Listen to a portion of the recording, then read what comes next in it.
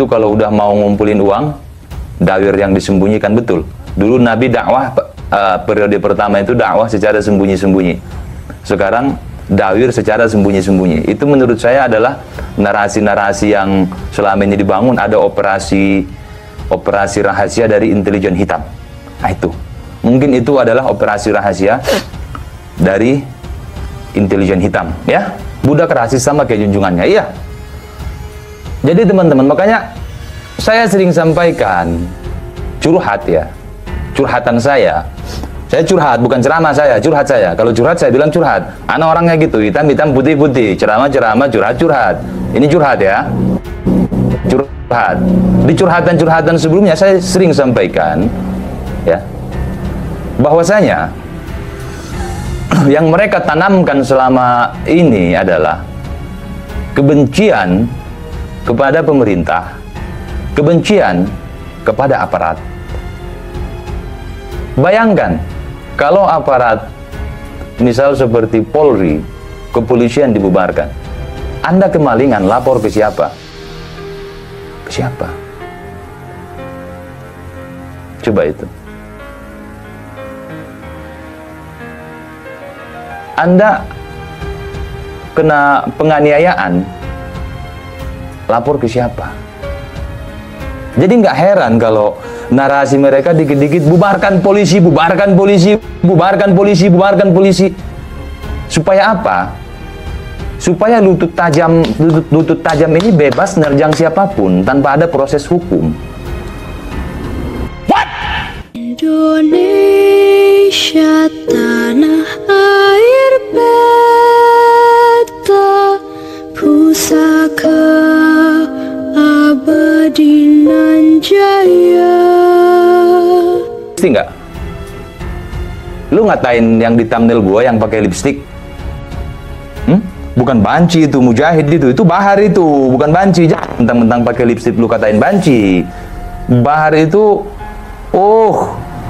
ad-da'i ilallah wal mujahid fi sabilillah, singa itu, ya. Sedemikian rupa. Untuk benci kepada pemerintah. Rokok aman, Bung, aman.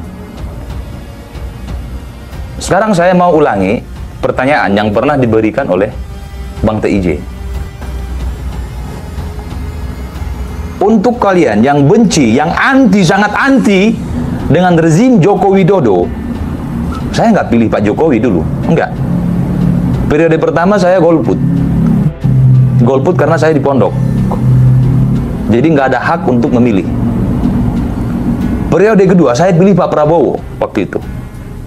Karena saya masih di kelompok tersebut.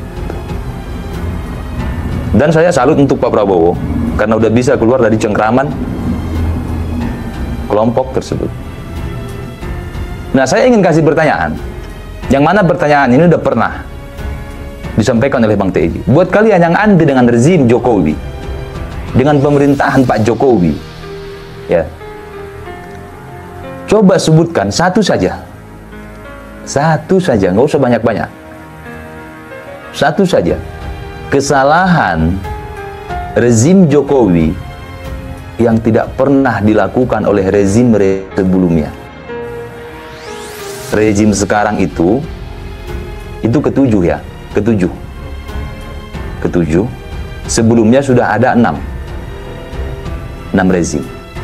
Coba sebutkan satu saja kesalahan yang dilakukan oleh rezim Jokowi, yang mana kesalahan itu tidak pernah dilakukan oleh rezim sebelumnya. Coba, ada nggak? Membubarkan ormas, itu dulu terjadi. Dulu ada Masyumi. Memenjarakan tokoh aktivis, Buya Hamka 2 tahun 4 bulan di penjara. Apa itu dari rezim Jokowi? Coba satu aja. Mana yang anti-anti tersebut? Mana? Coba. Kesalahan Jokowi 2 periode sama dengan PSBY 2 periode. Pak Harto lebih lama. Lebih lama itu, 32 tahun. Berapa periode itu? Kalau satu periode 5 tahun, 30 tahun itu 6 periode, kali 6 30, 30 bagi 6 5. Itu. Oh, waktu itu belum ada batasan 2 periode maksimal gitu, belum ada. Di era PSBY udah ada. PSBY 2 periode. Ia memenjarakan tokoh yang masuk penjara itu bukan cuma di rezim sekarang. Bukan. Buya Hamka, siapa yang nggak kenal Buya Hamka? Haji Abdul Malik Karim Amrullah, disingkat Hamka, dari Sumatera Barat, dari Minang, dari Padang, dari Sumbar, Bukit Tinggi, 2 tahun 4 bulan di penjara. 2 tahun 4 bulan, kalau tidak salah. Keulamaan beliau seperti apa?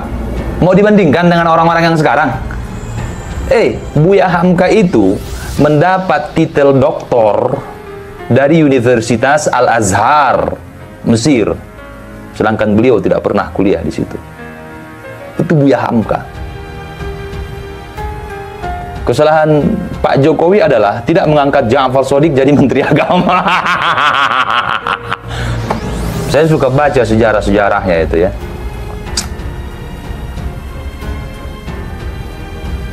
Cerita dikit lah iku. Oke le.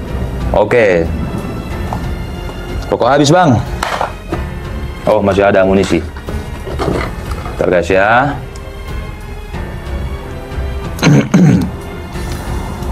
Bagi kalian yang ingin tahu, beli buku judulnya Ayah. Judulnya Ayah. Ya. Itu isinya mayoritas biografi Buya Hamka.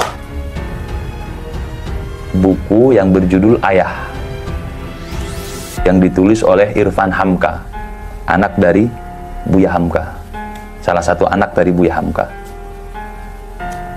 Kalau perjalanan pengalaman pahit beliau selama di penjara, itu kalau tidak salah di buku judulnya Tasawuf Modern. Itu. Iya, Buya Hamka itu. Luar biasa itu. Di era siapa itu? Di era rezim Jokowi? Bukan. Bentar lagi film Buya Hamka keluar, Bang. Alhamdulillah. Itu di era Bung Karno. Dan apakah Buya Hamka dendam kepada Pak Karno? Saya menangis saya baca kisah itu, bro. Setelah waktu berlalu, ya. Salam Bung Lubis dari orang Mandailing, Puncak Sorik Marapi. Siap, Puncak Sorik Marapi. Salam buat teman-teman di sana, juga salam buat anak-anak Mustafawiyah. Bung Lubis mengatakan, Bahar itu pada hakikatnya, pada hakikinya itu dia sudah game over. Bahar dan Rizik juga yang menyeret Robitoh untuk game over bareng-bareng, rungkat berjamaah. Jadi Bahar itu sudah game over, itu sudah, dan saya bisa buktikan kalau Bahar sudah game over, mulai dari masalah nasabnya. Di sini umum tentang makna tentang secara umum, tapi tentang si Baharnya benar gak? Dia dari kelompok Balawi, itu dulu. Kalau untuk si Bahar belum masuk ke masalah seperti ini, tentang tolak secara ilmiah, belum masuk ke situ. Ujar Bung Lubis. Santri Mustafawiyah Purba Baru Mandailing Natal. Sekian lama berlalu, Buya Hamka keluar dari penjara. Dapat kabar Bung Karno meninggal dunia. Innalillahi wa inna ilaihi raji'un. Ya. Ceritakan kisah Sodik yang mau jadi Menteri Agama, Bung. Nanti Bang ya. Itu sesi kedua. Sesi pertama dulu Buya Hamka.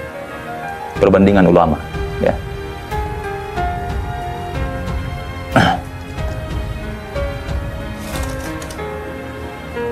Sampai kabar tersebut kepada Buya Hamka. Datang surat kepada Buya Hamka secari kertas. Isi surat tersebut adalah, jadi surat ini ditulis ketika orangnya masih hidup. Ya, waalaikumsalam. Apabila saya wafat nanti, atau mati, atau meninggal dunia ya, saya ingin yang menjadi imam sholat jenazah saya adalah Hamka. Itu. Indonesia sejak dulu kala, tetap dipuja-puja bangsa.